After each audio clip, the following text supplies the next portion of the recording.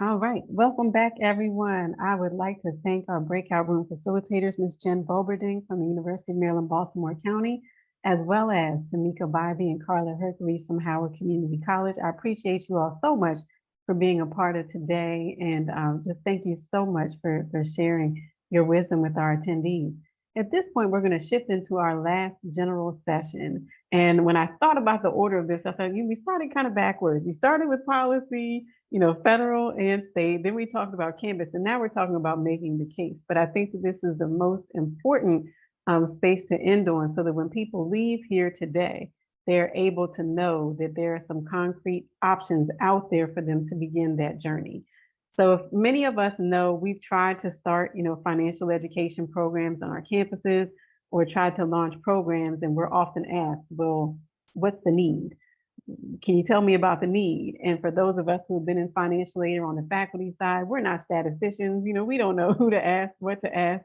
And for some, that's enough to make them abandon the project. So today, I'm really, really happy that we have both Carla Fletcher and Abby Williams here from the Trellis Company to talk about the Student Financial Wellness Survey. And we also have Professor Jim Kunz from McDaniel College out in Westminster, Maryland, who can talk about his experience with the survey and hopefully give everyone a better picture of, again, this national free survey that's available for you to assess the need on your campus and hopefully use that information to inform future programming. So I'm going to turn it over to Carla, Abby, and Jim.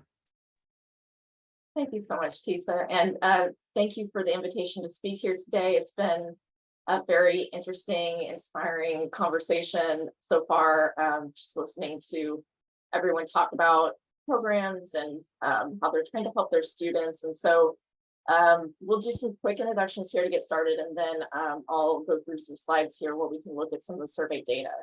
So I'm Carla Fletcher. I'm a senior research analyst at Trellis. I've been at Trellis for about 18 years and have been working on student financial wellness survey for about 3 years now.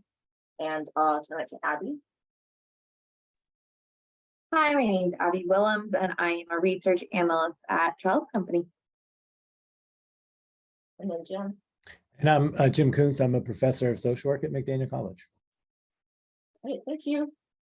So Abby and I are at Trellis. For those who don't know Trellis Company, we are a nonprofit focused on helping people leverage the power of post-secondary education and learning to improve their quality of life in the communities where they live. So our mission is to develop and advance initiatives that grow individual economic mobility and expand community prosperity. And research has always been a part of what Trellis is about. We have over 30 years of experience conducting higher education research for both colleges and policymakers. We design and implement research strategies focused on higher education, and we looked at student success primarily through the lens of college affordability. We have a few ways to keep up with what we're doing. We have a newsletter that we put out every month that has original content. That QR code goes to a form to sign up for it. We also have a library of publications on our website, and we're also on Twitter at Trellis Research. Now, today we're going to talk about the Student Financial Wellness Survey. That is our primary research initiative. This is a self-reported online survey that documents the financial well-being and student success indicators of post-secondary students. It's free for schools to participate. Trellis uses the data to produce customized reports for the participating schools, and we also produce more aggregated reports to inform policymakers. And schools use the results to do things like raise money, develop programs, assess initiatives, and build a culture of caring for their students. We released the aggregate results of the fall 2022 survey a few months back, and you can find that report on our website at trelliscompany.org, or you can go directly to it using the QR code on the slide. The report highlights findings from all participating institutions, and I'll be sharing some of those results in my time here today. Now, since spring of 2018, we have sent survey invitations to almost 2.4 million students from 231 schools across 33 states, and we have survey responses from over 200,000 students. The survey covers a variety of topics and takes about 14 minutes for students to complete it. which might sound a little bit long, but we have conducted cognitive testing with students multiple times over the years, and we received positive feedback from students. About 80% of students who start the survey complete the whole thing. So they really do like sharing their story. They want their schools to know what their experiences have been. Now, today, we will cover the fall 2022 national results. Almost 390,000 students were surveyed, and we received responses from over 36,000 students. And it's split up here by sector. We look at separately by sector sometimes when we're doing analysis. So we'll look at distress indicators first. Paying for college can be stressful and challenging, and many students report having financial difficulties while enrolled. So in this section, we're going to look at financial security, including basic needs security, and then also a little bit about mental health. So this slide looks at 3 of our financial security questions broken out by race and ethnicity. On the left is the percentage of students who said they would have trouble finding $500 in cash or credit in case of an emergency in the next month. In the middle is the percentage of respondents who said they worry about being able to pay their current monthly expenses. And on the right is the percentage of respondents who said they worry about having enough money to pay for college. So on all 3 questions, a majority of respondents said that they would have trouble or they would worry, but students of color were more likely to say this compared to white students. Now, in addition to this $500 question, we also asked a related hypothetical question. This question asks, imagine that you had to pay that $500 cost unexpectedly in the next month. What resource would you turn to first? So we see that savings is the most commonly selected option for respondents from both 2-year and 4-year schools, followed by turning to family. But higher percentages of 4-year respondents said they would turn to these 2 resources compared to the community college respondents, while higher percentages of community college respondents said that they would use a credit card, delay paying a bill, sell possessions, or reduce their spending. There was also an option in the question responses to say that they would not be able to get $500 from any resource, and 12% of 4-year respondents and 17% of 2-year respondents selected this option. So that is obviously very concerning. Now, students did commonly say that they ran out of money during the year. Overall, about 2/3 of respondents said they ran out of money at least once during the year, and 20% said they ran out of money 8 or more times. This was more common for certain students than others. Black students, female students, and first-generation students were significantly more likely to report running out of money compared to their peers.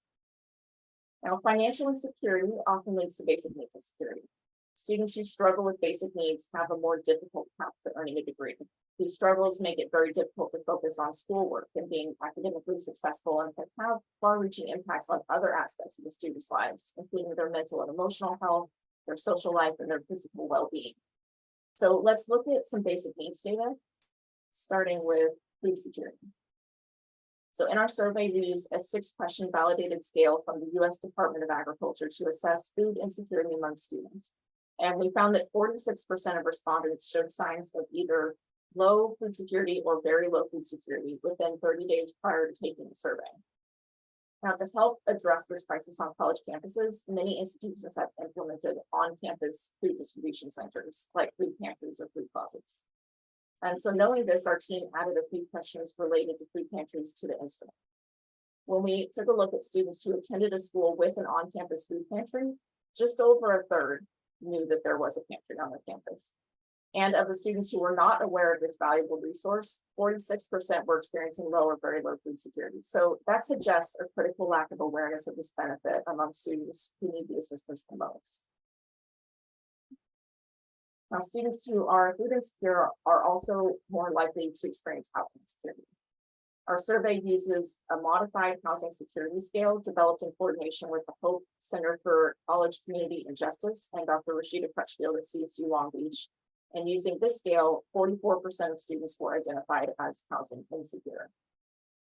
And then homelessness is the most extreme form of housing insecurity, and it's a serious obstacle to students achieving their full academic potential. So while only 5% of students explicitly self-identified as being homeless while in college, through their responses to our full scale, 15% indicated homelessness since starting college. So the most common expression of homelessness occurred when students temporarily stayed with a relative or a friend, or what we're calling couch surfing, while looking for housing. That was 11%. Now, college students frequently experience one or more forms of basic needs insecurity at a time, whether that be food insecurity, housing insecurity, or homelessness. But basic needs security can also be fluid and change over time. So a student, for example, may be food secure during the fall and spring semester, but suffer very low food security in the summer when they don't have that meal plan. And those who experience multiple forms of insecurity during the year may not necessarily experience them at the same time. So looking overall at basic needs insecurities, 60% of surveyed students experienced at least one form of insecurity: food insecurity, housing insecurity, or homelessness in the prior 12 months. 30% of students who responded to the survey experienced both food insecurity and housing insecurity. And then overall, we saw that 10% have faced all three forms of basic needs insecurity within the past year.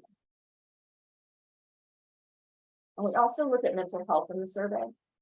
Mental health conditions can have severe consequences on students' lives, including their academic performance. Concerns over student mental health were prevalent on college campuses long before the onset of the COVID-19 pandemic, but the pandemic heightened the levels of the conditions, and it also increased the awareness of the importance of addressing them.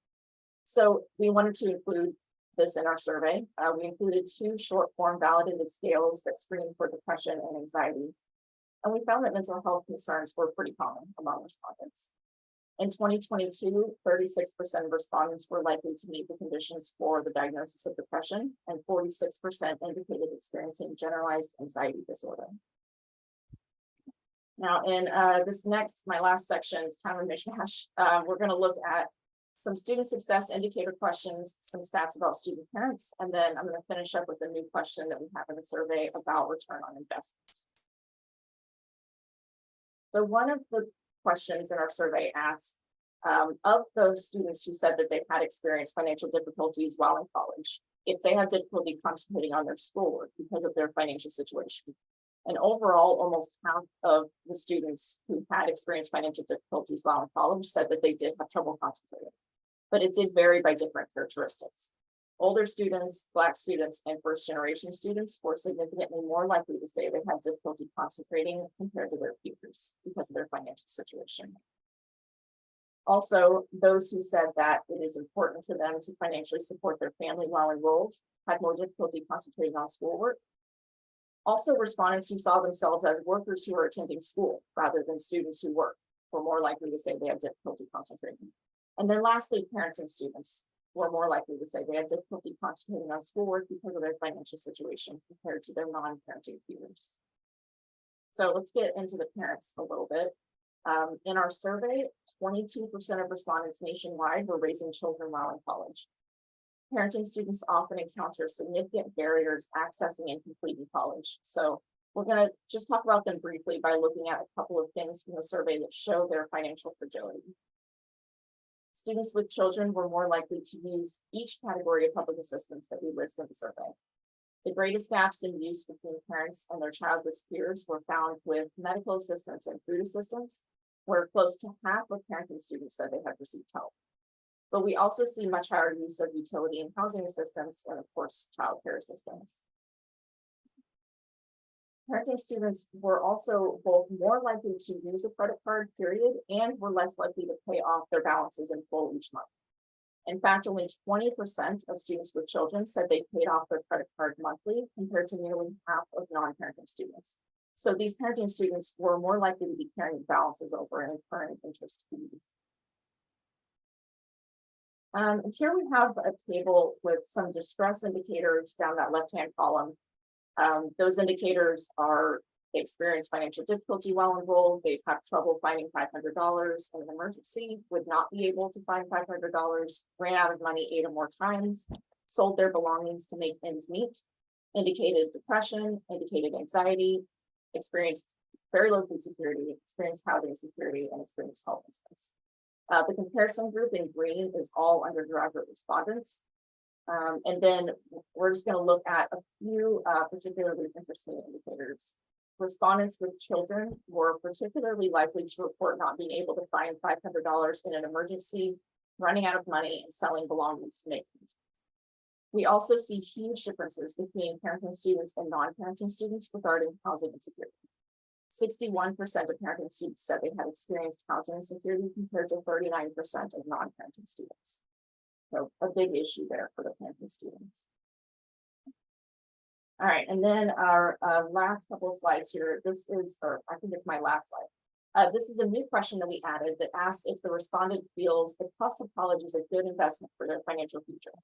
Overall, 70% of respondents agreed or strongly agreed that it is, but we do see some differences for different groups of students. Students who felt their school was aware of their financial situation were more likely to say the cost of college is worth it, compared to students who did not feel that their school understood their financial situation. So no matter their situation, if they felt heard and understood, that helped. Also, community college students and parenting students were more likely to say that college was worth the cost compared to their peers. And with that, I'm going to turn it over to Jim to talk a bit about his experience or his school's experience with the survey. All right, so so as I said before, my name is Jim Kunz. I teach social work at McDaniel College, which is a small liberal arts college in Maryland. And I was asked to kind of share our experiences based on the survey that we did on our campus in fall of 2020. Just by brief background, I teach social work, but my training is actually in both economics and social work. So I've had a long-standing interest in the intersection of those two fields. And so I've also had an interest in financial social work, which is an interdisciplinary approach to addressing financial wellness. And I've been associated and honored to be associated with the Financial Social Work Initiative at University of Maryland School of Social Work, the initiative that Dean Taylor mentioned earlier. And it's actually great to see so many folks here who have also been connected with that initiative.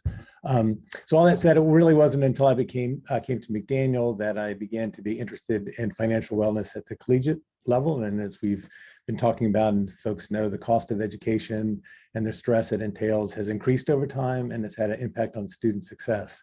One thing I think is important to note is administrators and staff are the ones most likely to interact with students around financial issues and financial aid. On the other hand, faculty see students who are struggling, but often don't realize it's due to financial stress. We often are in kind of our own silos, not talking to one another enough about the connection between the two. And I really think it's important that addressing collegiate financial wellness has to be a campus-wide collaborative venture. So about 10 years ago, one of my faculty colleagues and I began to host a session for our first year students on financial well-being. Very basic, it was only about an hour, but we quickly found out how little financial knowledge many of our students had, and also how much stress they were under, and the need for programming to address both of those areas. And, again, both of us being academics, we wanted to do some research. That's what academics do. But we also realized that having a better sense of financial well-being would help us to develop programming. So we've now done 2 campus-wide surveys, one in 2016 that was done with Ohio State University, their study on collegiate financial wellness, and another in 2020 with Trellis. And that's the one that I was asked to talk about. Before I do that, just a caveat, I said 2020, we all know what happened in 2020, right? COVID, and that had a huge impact. In fact, I was on sabbatical that spring and I was working on this project, and then March 2020 happened and the world changed. We went forward, but just kind of to be open and transparent, I have suppressed many of the memories of that year for my own mental health. And even as I was reviewing notes for today, many of those repressed memories came up. But more importantly, in the fall of 2020, which was when the survey was administered at McDaniel, was really a wonky semester for us, including the fact that students had the option to live on campus and take classes in person or stay at home and participate remotely. And normally we're almost 100% residential campus. So that was quite different. It was a nightmare. Those of you on faculty teaching remember the nightmare that was to teach, but it also, I think, had huge implications for the survey, both in terms of survey participation and survey results. All that notwithstanding, the bottom line is working with Trellis on the survey was a really good experience, really easy to participate, free, as it was pointed out, and one that I would do again, in fact, wanted to do this fall. So I think either Carla or Abby are about to go over the steps. They're pretty basic. The survey ran for 3 weeks that fall. I think that's the normal. It was like mid-October to the first week of November. Prior to that, there's a set of agreements that you approve. You have to get IRB approval at your campus, but it's exempt research. It's anonymous and confidential. So we at McDaniel never knew who responded or who didn't. We didn't have access to individual level responses, just institutional level. We provided a list of students to Trellis. Come back to that in a little bit. We also sent out an email to all of our students. And I think that's important. So it kind of came from someone our students knew, not an outside company initially. Then in mid-October, the Trellis sent out an email invitation. And over the time the survey was fielded, there was a series of reminder emails that was sent out to students. Then the survey closed November 9th. I almost kind of forgot about it. And then sometime in the spring, got a full report of the McDaniel results by themselves, and also compared to all four-year private colleges. And that's one great thing about it, is that so much of the work is done by Trellis. Excuse me. I would just say a couple of recommendations about the process if you're thinking about doing this at your school. One is, and maybe Abby or Carla can remind me if this is correct or not.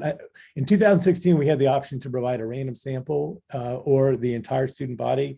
We went with the full student body, and I would highly recommend that. It's a lot easier to do research. It definitely helped during our 2016 survey. I was actually teaching research at the time, so I deputized my students, and they were learning about data connection. They were going out and doing tabling. But if you just have a random sample, you don't know who's been invited and who hasn't. So we did the same in 2020. I think that may be what Trellis does, and that maybe they can let us know if that's for sure. And then another, just very quickly on incentives. I think Trellis does have an incentive at that time, offered a small number of incentives, at least small relative to the number of respondents. So I think maybe 25 gift cards. So the chances of any individual that was nationally winning was pretty small. But they offered the option of students to have their own, for schools to have their own incentives. So I actually went around to our departments. I think I raised about $1,000 and was able to offer 20 gift cards of $50 each. So students had a chance to win one of those gift cards. And that seemed to be a sweet spot for us. So in 2016, our participation rate was about 35%, which might not seem very large, but for email surveys is phenomenal. For 2020, our participation rate was a little bit, maybe half that. But remember, like half the student body were not here on campus. They were harder to reach. And, you know, we were in the throes of the pandemic. We didn't even have a vaccine at that point. So I think people were pretty preoccupied. So then on the showing up on the screen right now are the results, actually an infographic that Trellis provided for us, which is great. That was what I was, once we had the results, that's what I often circulated. I won't go over all the results. They kind of parallel what Carla was saying nationally.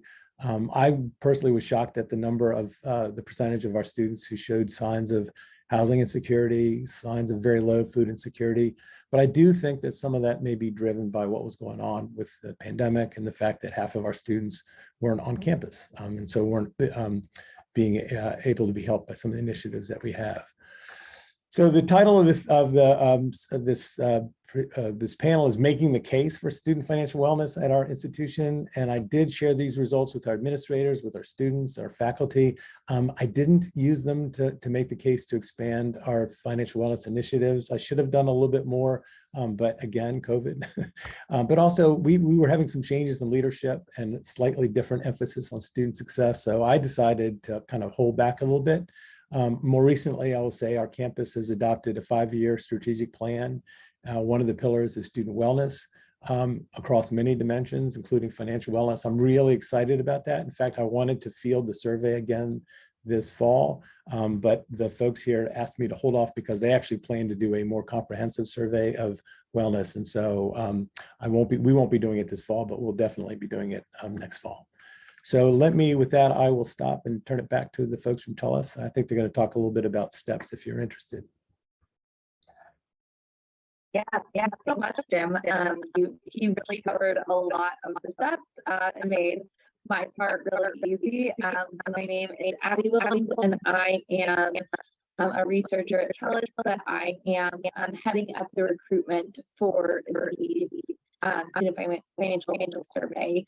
Now this is their year, so just a couple of things that if your school does choose to participate in the survey, what those deliverables are. So every school that participates receives several things. Let's see. I got a message that my audio is cutting out. Are you all able to hear me? Okay. So a customized report that like findings from the school's respondents alongside a comparison group. Hi, Abby. I'm sorry to jump in and interrupt, but it's a little bit choppy. We can't quite understand you. Let's see. Carla, if my audio is cutting out, would it be better just you? I can do this. Yeah, it's just super, super choppy. So each participating school receives a few things. They get a customized report that highlights summary findings from the school's respondents alongside the comparison group, like Jim talked about, made up of the participating schools in that sector. We also provide a technical supplement that lays out the frequencies for every question in the survey. We also create that one-page infographic that you saw for each school that features some key findings in a nice visual format that's easy to share with people who maybe don't want to read the full report.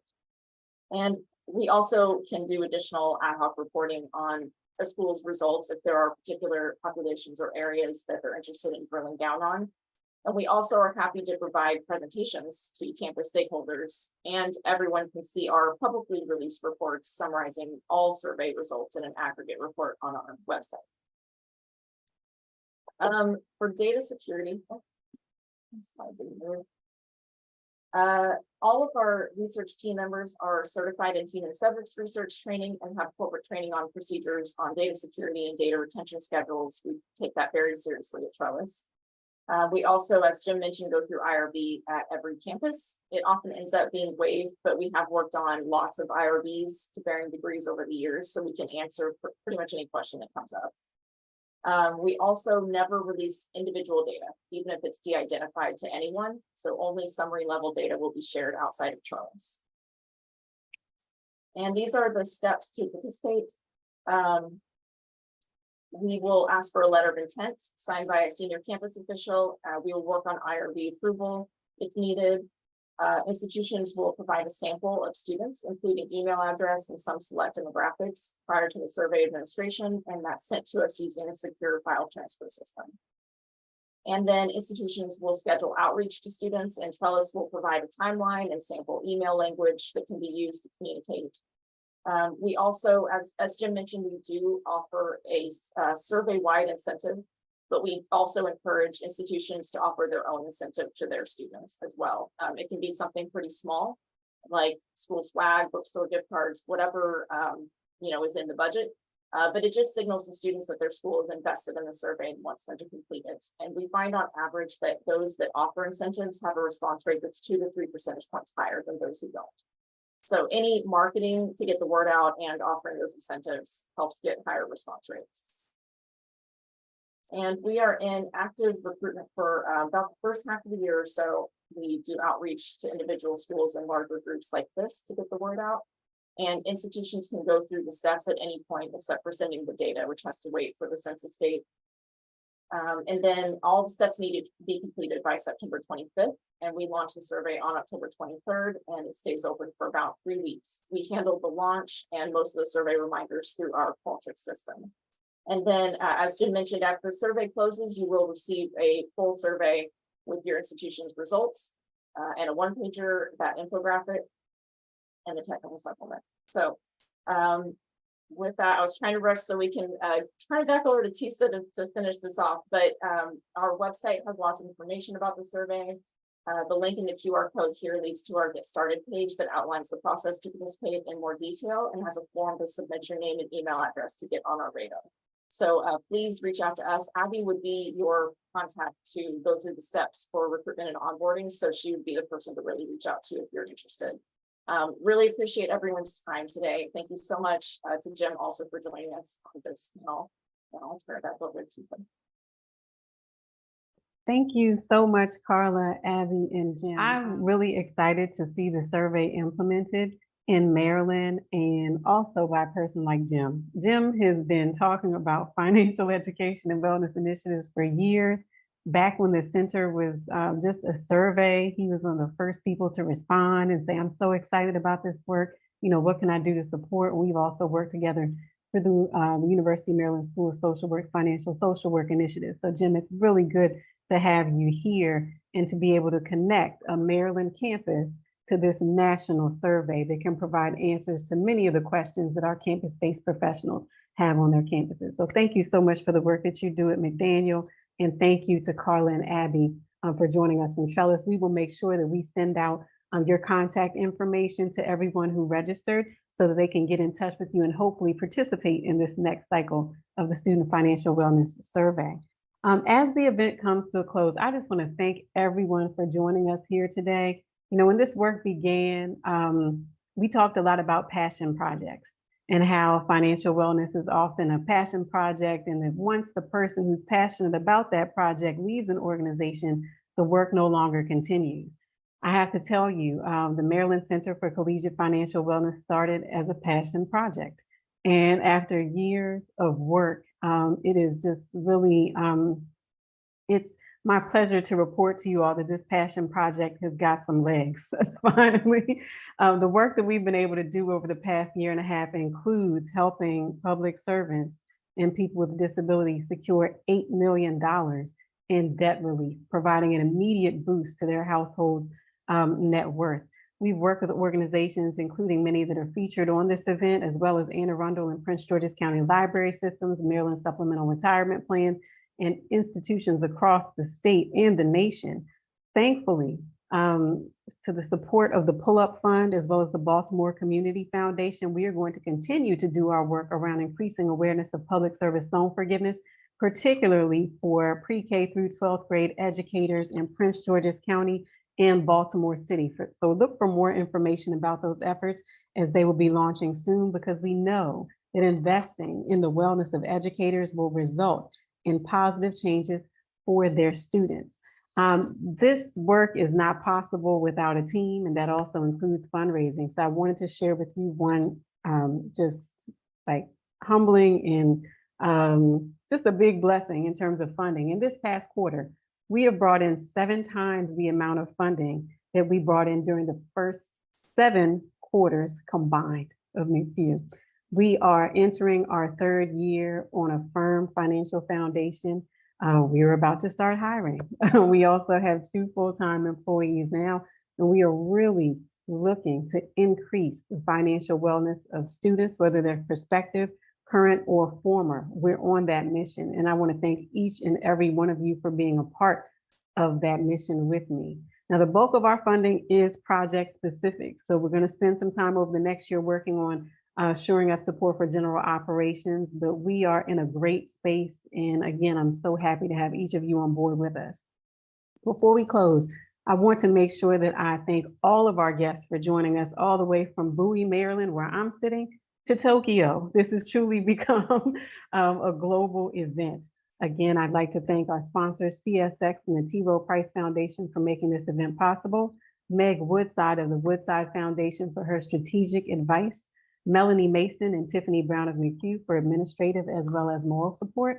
I'd also like to thank some of our partners at the system level, Dr. Nancy Shapiro and Dwayne Morgan at the University System of Maryland, and Dr. Angela Sherman and Hernande Altima of MICUA. Thank you all so much for helping us staff this event and make sure that we feature the best and the brightest of our 4-year public institutions, as well as our community colleges and our independent colleges and universities. I truly appreciate your support on this.